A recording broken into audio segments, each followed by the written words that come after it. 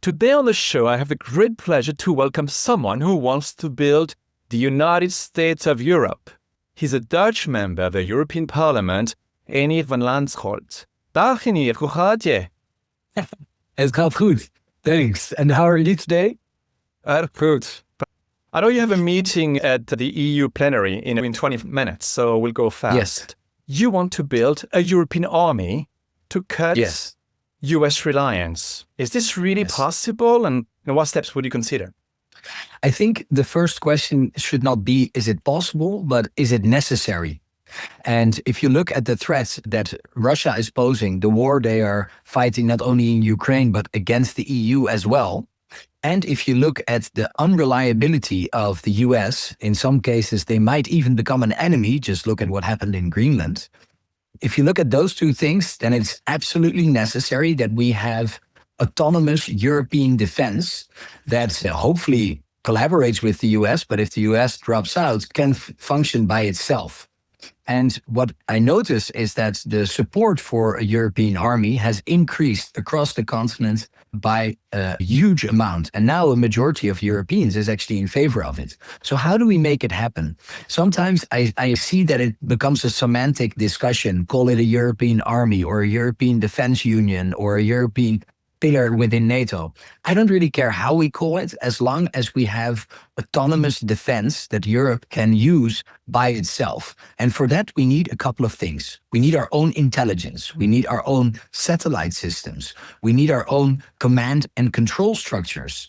We need our own strategic enablers. These are weapon systems that usually for a country like the Netherlands by themselves is too small, but Europe as a whole can procure and use to make sure that the Europeans are safe. So for those reasons, I think we really need this European army. And it is possible if there is the political will. But your views are not really shared by everybody in the parliament, obviously. So how many of you thinking that way? Yeah, that's the beauty of democracy. There's a lot of different visions on what is the best for the future of Europe. I think positive attitude towards a European army has increased. It's still not a majority opinion, but it has increased a lot. For the first time ever, the EU, which was never allowed to do anything on defense, has a European Commissioner for Defense, has a full European Defense Committee in the European Parliament, is investing billions of euros in defense. And this European Commissioner of Defense, Mr. Kubilius, who will open the debate in 20 minutes, he also publicly advocated for creating a force, a European armed force of 100,000 troops. That is an addition to the national armies that will remain in place in his vision. And that for me is a massive sign that the support is increasing. So my prediction is that this support will keep increasing and it could become a reality depending on how the people that want this organize themselves. Now, on another topic, some foreign powers interfere in European countries' internal affairs, and especially elections. How do you want to counter this? And I mean, beyond just sanctions. Yes. I think what I notice in the European Parliament, in the EU as a whole, is that we are a bit naive. We think that this might happen, this election interference in Moldova, but not really in our countries, even though there is plenty of evidence that there is such election interference. There's a study that in Germany alone, in December of a few years ago, there were 1 million posts only on X that were negative about anything positive that the German government did towards Ukraine. So it's clearly on that scale already, 1 million posts on one platform in 1 month to counter the narrative of we have to support Ukraine, which is also my personal priority in the European Parliament. And that shows the magnitude of things. So we have to enforce our Digital Services Act, for example, to make sure that the amount of election interference that can happen through social media is becoming lower. Another one is look at the lessons we've learned from our friends in Moldova and in Ukraine, because they are at the forefront of where most election interference is happening, and then apply those lessons to ourselves. Do you have any concrete steps, for example? How do you protect democracies from digital interference? So there is, on the one hand, the things you have to defend yourself against. On the other hand, and that's actually my most important concrete steps, it's to go on the offense. And how do we go on the offense when it comes to protecting democracies? It's inspiring people to become active. So the movement I'm part of, Volt, wants to bring people into politics, people that feel that politics is not for them, that are sitting on the couch, to actively engage with them and make them join our movement. Because the backbone of any democracy is a vibrant civil society and active people. And I think even more important than defending against the Russian interference is making sure that we have enough people that play an active role in democracies, that are part of political parties, that are fighting disinformation by having conversations with their friends about what is nonsense and what is not. So that's the most concrete step that I am focusing on. There's also in the European Parliament a Democracy Shield Committee. Unfortunately, I'm not in it, but they are working on the concrete steps to do more on the defense. And I think on the offense, inspiring people is the best way to go. But it feels like there's a lot of fake news. And I hear around myself people who come up with news that actually are proven to be fake. So it seems that Europe is just on the defense. There is no really offense methodology or actions. Am I wrong? Am I missing anything? Well, one thing that I think should be coming to Europe is a European public broadcaster. We now have national public broadcasters, but the best way to counteract fake news is by having news that is trustworthy with independent journalists. And I think a European public debate is not happening as much as it should be. And by creating a European public broadcaster, we can actually counteract these fake news narratives that are floating around. But would it be as strong as platforms such as X or TikTok or Instagram? I personally left X because I think they are going in a too extreme direction. And I've asked the European institutions to do the same. Unfortunately, there were no majorities for it yet. Can it be the same level, this European public broadcaster, as social media? Well, it will probably not be the exact same, but it can be a substantive force, because still a lot of people also watch their national public broadcasters and watch the daily news shows that bring trustworthy news. And sometimes when fighting disinformation, it's like when a house is on fire, what the fire people do, the firemen, they also don't just try to put out the fire, but they keep the houses next to the burning house wet with water so that they don't burn.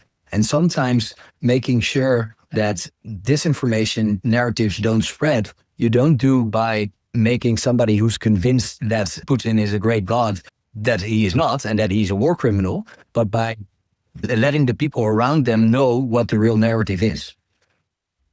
Okay. You would do basically counter-propaganda in a way.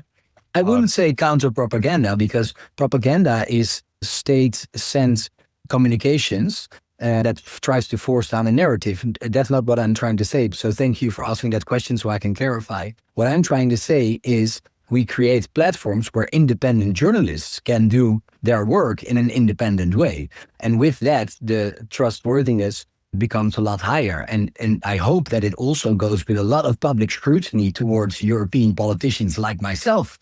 I would love for a journalist to call me and say, hey, can you give me more transparency on your finances with the taxpayer money that you receive, and how have you used it, and can you show me that it's legit? I can do that, Reinier, if you want. I can do that. Yes, we can. Great. Because we have it, we keep track of everything, so I could show you.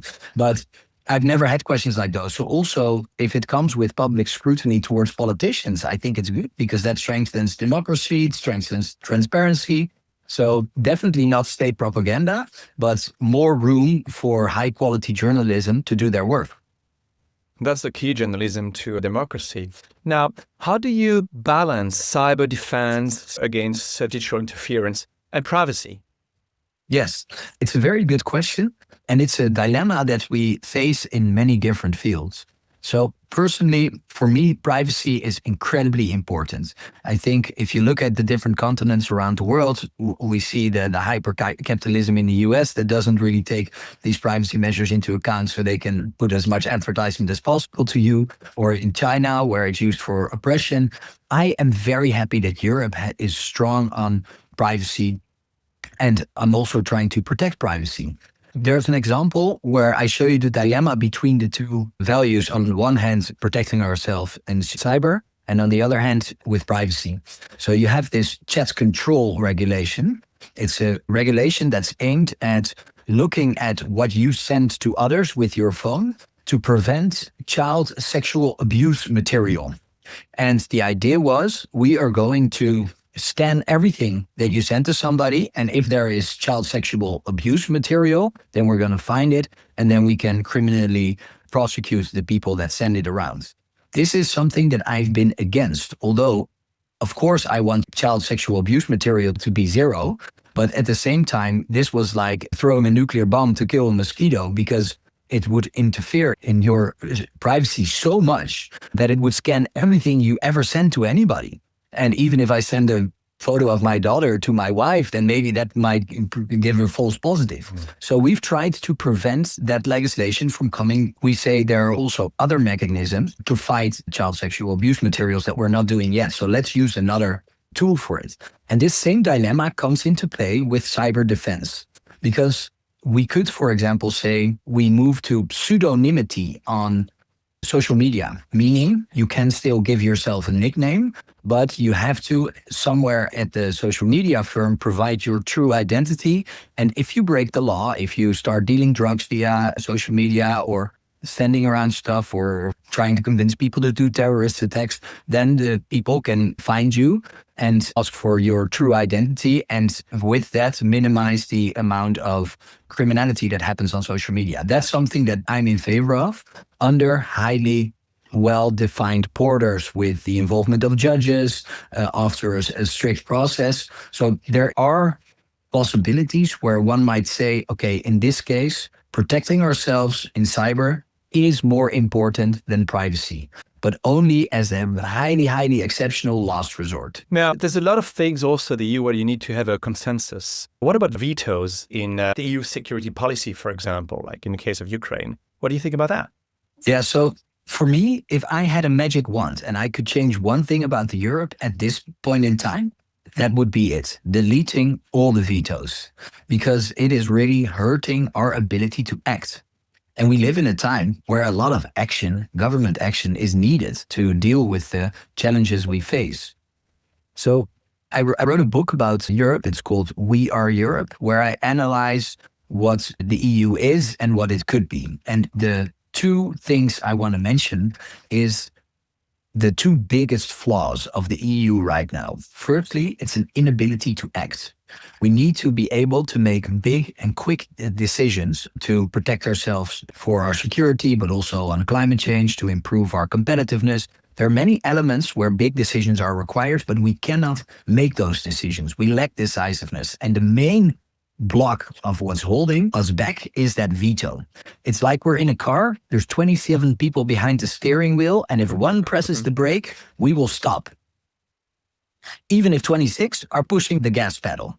The second biggest flaw is that these big decisions need a lot of democratic backing. But if you love Ursula von der Leyen, what she does, in the next European elections, you cannot vote for her. You probably, as you are from France, cannot even vote for the party that she represents. So there is now unelected or indirectly elected people in the European Commission, and they don't have the democratic backing that sometimes on a national level there is. And that's a criticism we get from other countries too. Right? They say we're not that democratic, actually. Yes, and it's funny that this criticism comes from the US, which is on a high-speed train towards trying to become like North Korea themselves. My response to all these US allegations is like, okay, every time you accuse us of something, it's like a confession more than an accusation towards us. But to get back to Europe, we need to strengthen our democracy and make sure that the European Union is way more democratic than it is now. To say that it's undemocratic is not doing it justice, because I'm elected in the European Parliament. There's a direct election for this European Parliament. We have national governments that play an important role. They are elected. So it is democratic, but not democratic enough to justify the big decisions that we need to make. And therefore, I think by creating a true European democracy, a United States of Europe that has way more democratic backing, we solve these two biggest flaws. We solve the ability to act, and we solve the lack of democratic backing. And with that, it would enable us to do so many good things.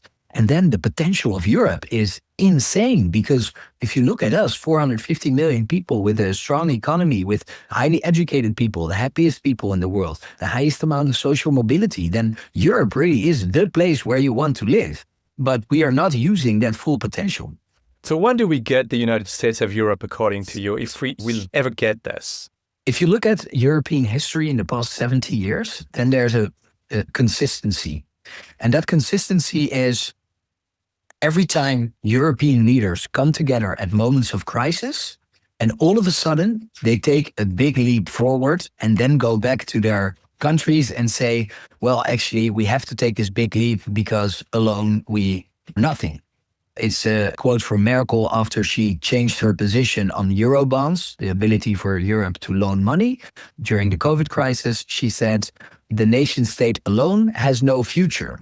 And so she took a big step forward, contrary to the public opinion in Germany, came back and convinced them. So that's a consistency. During moments of crisis, all of a sudden, these European leaders know alone we are nothing, and they take a big step forward. Now, for the first time ever, it's the other way around. All the opinion polls show the European people want a more united Europe. They want a European army, and the European leaders are not delivering. And that for me is insane, because it's so different from the past 70 years. So my prediction is that once the public opinion becomes strong enough, then the courage that the European leaders need to make a step forward and unite Europe really becomes smaller and smaller. So it depends on what the people like you and me and people listening or watching this do. Sometimes political change is perceived as one person far away making a big decision, very distant from you. Yes, in Brussels. But actually, I think politicians like myself should be more humble. They have a smaller role. They are more like a leaf floating in a river. And that river is actually created by what 450 million Europeans do, want, say, vote like. And therefore, I think to everybody watching this, I would say you have a role in this as well, even if you might not realize it yet. And then that river, in my perception, now flows towards more European unity. I might be wrong, because history has shown that the next steps in the future are unpredictable. But I have seen that things that were unlikely to happen became a reality. Who would have thought that the Soviet Union would fall apart without a lot of bloodshed? Who would have thought that after apartheid in South Africa, they would find a way to heal together? And then I always love that Nelson Mandela quote saying, it's always impossible until it's done. Yes, yes. Now, one of the last questions before you have to jump to your plenary. How do you integrate social justice and climate considerations to the EU security framework? Thanks for that question. There are a couple of things I want to say about this. Firstly, let me start by saying I am always calling for more investments in defense in the past years, and not because I love bullets so much. I would way rather spend all that money on social justice, on education, on healthcare.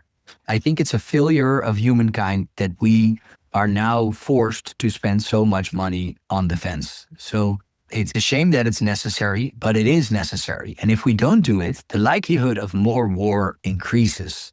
And if we are in a full-blown war with Russia, then the ability to spend money on social justice, on climate, becomes lower and lower and lower.